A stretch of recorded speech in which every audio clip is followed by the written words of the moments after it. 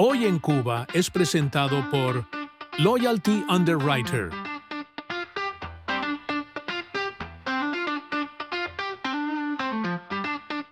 Raúl Castro ha hecho otro cambio en Cuba a su medida, cuando quiso y como quiso. Desde su supuesto retiro político ordenó eliminar el límite de hasta 60 años en la Constitución para ser designado gobernante en la isla. Los cubanos cuestionaron duramente que no hiciera una consulta popular y ahí nuevamente se sacó debajo de la manga su justificación, que la reforma había sido aprobada según lo legislado, que era por votación nominal, o sea, que los designados diputados, solo con expresar a viva voz sobre su postura sobre esta reforma, ya bastaba. Y por si fuera poco, agregó la justificación oficial, el Consejo de Estado tenía iniciativas de promover reformas a la Constitución. Y así quedó. De esta movida de Raúl Castro estamos hablando hoy aquí en Univista TV. Ahora hay un cambio en la dinámica demográfica que no se puede desdeñar y que impone también cambios que tenemos que tener en el orden jurídico, en uno de los espacios que también tiene que transformarse, no solo el espacio jurídico. Y nos vimos ante la disyuntiva de mantener esa norma que puede obstaculizar, que pone límites innecesarios en el momento que hoy está ocurriendo en el país. Y yo creo que ese es un primer argumento importante. Y también porque la norma ahora, a partir de los cambios, permite un abanico superior, una cantera superior de personas que en estas circunstancias y a futuro pudieran ser electos como presidente de la República. Castro dio otra muestra más de quién es el poder real en Cuba, pese a que tenga recibiendo públicamente los insultos y pésimamente mal administrando el pan de la bodega a su designado Miguel Díaz-Canel. Previamente recordó el régimen, el buró político del Comité Central del partido había evaluado este asunto a propuesta de Raúl Castro y todo el mundo se cuadró como en el ejército. A partir de ese momento se dispararon todas las versiones e interpretaciones posibles de qué buscaría Raúl con esfumar con solo un soplido el límite de edad para ser gobernante en Cuba. En ese mecanismo de reforma que establece la Constitución, como explicaba Toledo también, hay determinados contenidos que solo requieren la aprobación parlamentaria. Solo aquí en la Asamblea. Solo aquí en la Asamblea. Hay un grupo de contenidos que además de la aprobación parlamentaria requieren la ratificación en referendo constitucional. Y hay un grupo de contenidos que la propia Constitución establece que son llamados los contenidos pétreos o cláusulas de intangibilidad que no pueden ser removidos nunca. ¿Qué es lo que no puede ser removido nunca? El carácter socialista, la irrevocabilidad del socialismo. Entonces el régimen intentó que los cubanos se lo creyeran, diciendo que era por eso del envejecimiento poblacional de la isla, y eso disparó aún más las elucubraciones. El argumento que dan para esto es que Cuba es un país envejecido. La cuestión con esto es que Cuba no es un país envejecido, Cuba es un país que se ha vaciado, que ha perdido su población joven, justamente por las políticas que ellos han implementado, porque Cuba es una dictadura con un sistema económico miserable que impone a la población condiciones de vida que no se pueden aguantar. Eso no es vida, es prácticamente sobrevivir. Los jóvenes cubanos seguimos existiendo. Estamos fuera de Cuba gran parte justamente por la situación que hay en nuestro país. Y merecemos ser escuchados, merecemos tener un país libre donde podamos ser representados, donde nuestra voz valga. Y la solución para eso no es este tipo de medidas. Y no vamos a encontrar la solución dentro de esa dictadura que sigue gobernando Cuba. En Miami, desde el sitio digital que protagoniza La Trinchera, el periodista, escritor y expreso político cubano Alberto Müller afirma que la situación económica del régimen ha llegado a un colapso tal que no sorprendería cualquier movimiento de Raúl Castro con tal de salvar su revolución. En Cuba hay una crisis, vamos a llamarla global.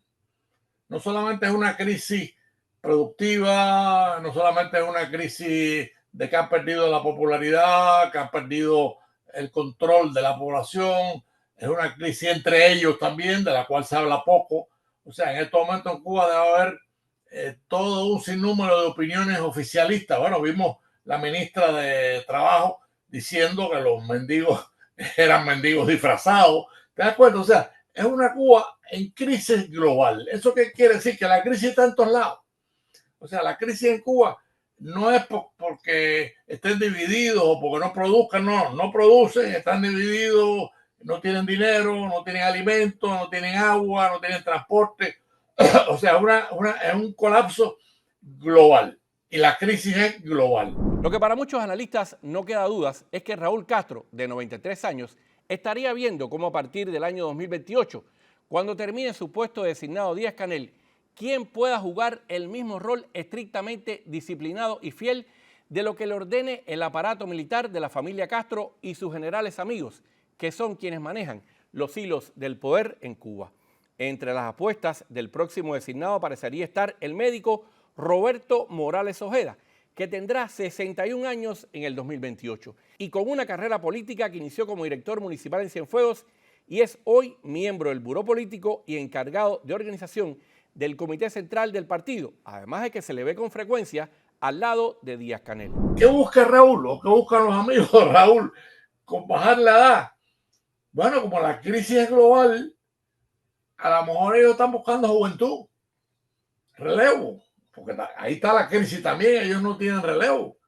O sea, ellos no tienen quien ocupe las posiciones de ellas y se están muriendo, porque Raúl tiene 93 años. ¿Cuánto le puede quedar más a Raúl, no? Entonces, yo creo que están buscando gente. Es parte de la crisis, ¿no? Pero que es interesante porque yo soy de los que creo que si en Cuba hay posibilidades de que ocurra lo que ocurrió en el 88, si la memoria no me falla, en Chile, cuando Pinochet mismo se dio cuenta de que estaba perdido, hizo un referéndum y lo perdió. Entonces, pero lo perdió por entregar el poder y no le pasó nada. Yo creo que Cuba está haciendo algo parecido a lo de Pinochet. O sea, en la mente de Raúl puede haber algo parecido a lo de Pinochet. O sea, ellos están perdidos. Ellos están perdidos. El poquito pollo que tienen se lo están comprando a Estados Unidos. La poca azúcar que tienen se la están comprando a Brasil y a Estados Unidos. No tienen dónde caerse muertos. La otra baraja que muchas de las especulaciones manejan es la de Manuel Marrero, el primer ministro de Cuba. Para muchos, los ojos de los militares en la administración de la economía en la isla. Marrero también es miembro del Buró Político y estaría por los 65 años, cuando Díaz-Canel termine dentro de 3 su misión. Sin embargo, no son pocos los que no descartan que ninguna de esas figuras sea la que se está preparando para tomar ese relevo y sea alguien hoy no tan mediático y mucho menos vinculado a la desastrosa administración de Díaz-Canel. La crisis global, ellos están buscando un relevo. Ellos es posible que estén buscando alguna solución con Estados Unidos. Es posible. Ellos tienen que estar buscando por todos los rincones un camino de solución. Y este podría ser uno, porque yo sí soy de los que creo que si va a haber alguna solución negociada, el mejor negociador no es Díaz-Canel, es Raúl Castro. En contra de lo que piensan algunos, que hay que esperar que se muera Raúl. No. Si hay Cuba hay que negociar, y eso lo debe saber el Departamento de Estado de la Inteligencia Americana. Es mejor negociar con Raúl que con Díaz-Canel. ¿Por qué? Bueno, Díaz-Canel es un hombre sin moral. Nada más que como le dice a la gente, ya te das cuenta que nadie respeta a Díaz-Canel. Y sin embargo, Raúl sí, dentro del conglomerado oficial, Raúl es la cabeza de autoridad visible.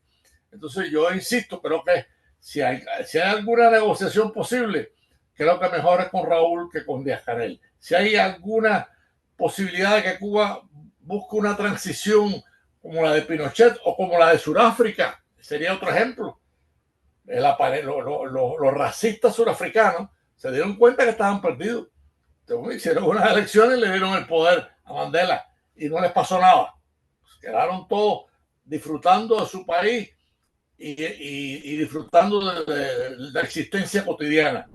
Por otro lado, está quienes creen que el sucesor de Díaz-Canel sea alguien de la familia Castro. Los seguidores de esta apuesta señalan a Alejandro Castro, el general de Brigada del Minin y de su dirección de inteligencia y contrainteligencia, hijo de Raúl. Pero no son pocas las voces que se inclinan a que esta figura seguiría siendo más útil, manejando también los hilos del poder desde las sombras. Al final, es parte de la familia dueña de todo un país. Sea quien sea el que ocupe el puesto que debería dejar en 3 años Díaz-Canel, lo cierto es que hoy, para Raúl Castro y sus amigos del generalato, lo importante es que sea alguien que cumpla estrictamente, como un soldado, las órdenes de mantener la continuidad a como dé lugar de ese régimen. Creo que antes estaba también.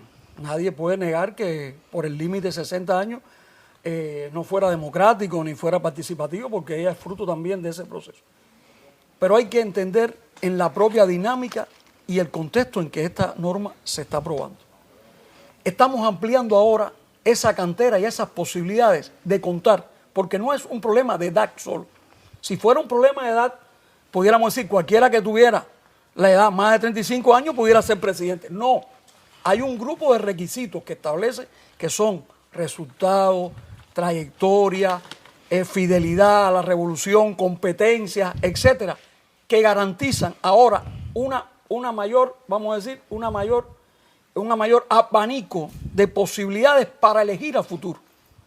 Y no estamos pensando únicamente ahora, a veces pensamos en una próxima elección. En lo inmediato. No, estamos hablando a futuro, porque también estas circunstancias se aprecian también en un futuro inmediato y posterior, porque esa dinámica demográfica tampoco cambia de un día para otro. Claro. Con esta medida, el régimen, una vez más, demuestra que es una gerontocracia rancia, desactualizada, que no representa para nada a Cuba y que solo le interesa justamente permanecer en el poder.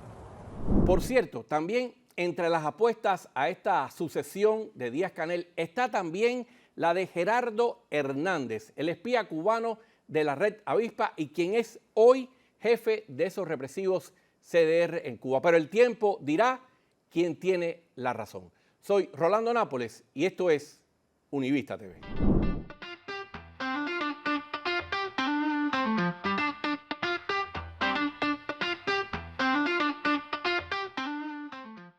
Hoy en Cuba fue presentado por Loyalty Underwriter,